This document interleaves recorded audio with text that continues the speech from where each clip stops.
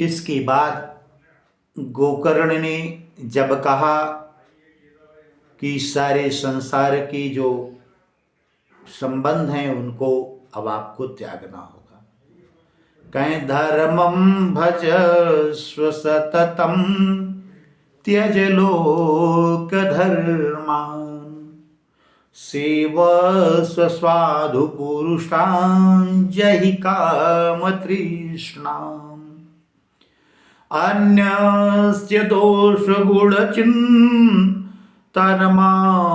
मुक्त्या सेवा कथा रस सम रसमहो नितरां पिब तुम बार बार तुम कह रहे हैं, आदेशात्मक प्रयोग कर रहे हैं आत्मदेव के लिए कि तुम धर्मम भजस्व सततम, धर्म को भजो, क्योंकि वैराग्य जब होगा तो वैराग्य धर्म पर आधारित है।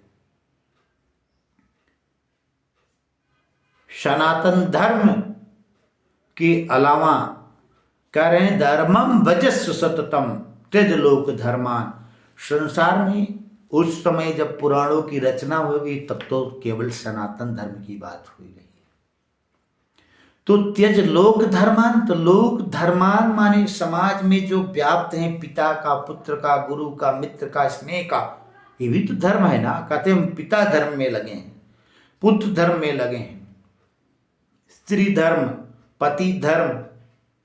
उन्होंने कहा कि धर्मम भजस्व, केवल धर्म को पालन करो, सनातन धर्म का पालन करो, त्यज लोक धर्मान, लोक धर्म का त्याग कर दो। सेवस साधु पुरुष, जब समस्त संसार की समस्त संबंधों का त्याग हो जाएगा तो सेवस साधु पुरुष जय काम तृष्णा, साधु पुरुषों की सेवा करना है। कैसे करना है? किसी मान्यता के अनुसार कि हमारा इतना काम हो जाए, इतना, ऐसा नहीं। अब कोई काम तृष्णा नहीं होनी चाहिए। निस्वार्थ साधु पुरुषों की सेवा होनी चाहिए। और एक बात और, वैराग्य में रह करके किसी के गुण दोष पर विवेचना नहीं करनी चाहिए।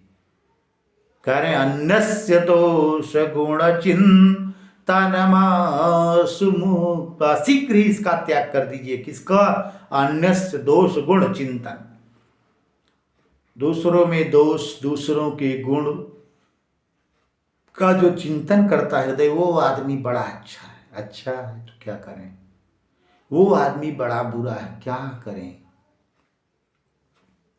निश्चित रूप से इन सब का त्याग कर देना चाहिए।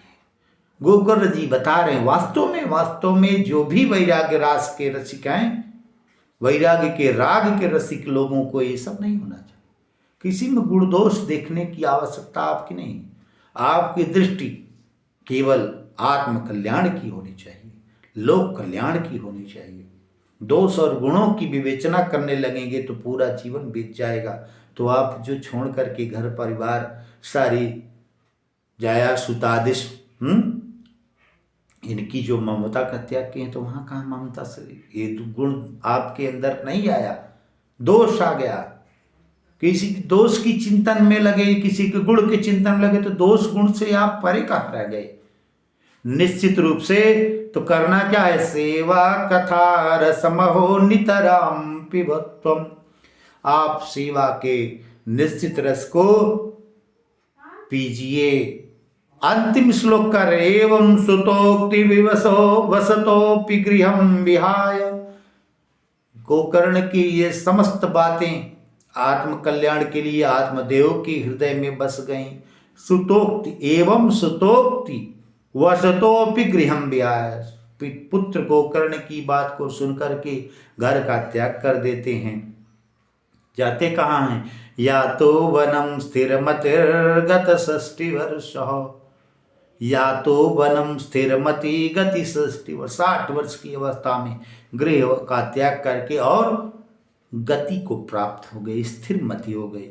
युक्तो हरेरनुदिनम परिचर्यवाशो, भगवान की परिचर्या में, सेवा में लग गए और श्री कृष्णमापनिषत नियतम दशमस्य पाठात्। श्रीमद्भागवत महापुराण की 10वें स्कंद के पाठ से निरंतर भगवान श्री कृष्ण को प्राप्त हो गए।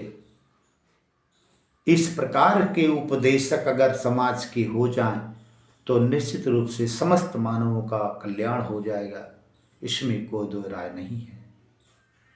और इस प्रकार से ये इस 81 श्लोकों का यह जो चतुर्थ अध्याय है यहीं पर पूर्ण होता है। और विप्र मोक्ष इसका नाम रखा गया, अर्थात किसको मोक्ष हुआ? विप्र मोक्ष। आत्मदेव जो